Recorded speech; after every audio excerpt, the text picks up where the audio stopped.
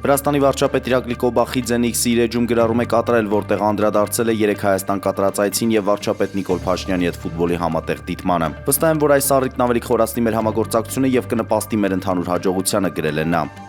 Վարչապետ Նիկոլ Փաշինյանն ընդունել է Ռասմուսեն գլոբալ միջազգային քաղաքական խորհրդատվական կազմակերպության հիմնադիր նախագահ ՆԱՏՕ-ի նախկին գլխավոր քարտուղար Անդրես Ֆոգ Ռասմուսենին։ Քննարկվել են Հայաստան-Եվրոպական միություն համագործակցությանը, Եվրամիության օժանդակությամբ մեր երկրում իրականացվող բարեփոխումների ընթացքին վերաբերող հարցեր։ Պաշտպանության նախարար Սուրեն Պապիկյանն անդրադառնալով սահմանին իբրև թե կրակոցների մասին ադրբեջանական ապատեղեկատվությանը նշել է, որ հայկական կողմն առաջարկել է տրամադրել ապացույցներ եւ տեսանյութեր։ Սահմանին ադրբեջանական զորքերի տեղաշարժի մասին հարցինի պատասխան նախարարը ժխտողական պատասխան է տվել ոչ չկա։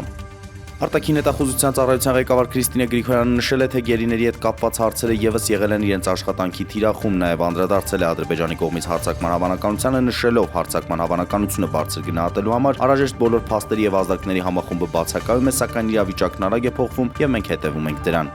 ՄԱԿ-ը չի կարող ապահովել Ուկրաինայի անվտանգությունն, ուստի խաղաղապահների հետ կապված այս տարբերակը չի դիտարկվում, այս մասին հայտարարել է Ուկրաինայի նախագահ Վոլոդիմիր Զելենսկին։ Նրա խոսքով հրադադարի մոնիթորինգն առանցքային է, բայց ՆԱՏՕ-ն մնում է լավագույն երաշխիքը։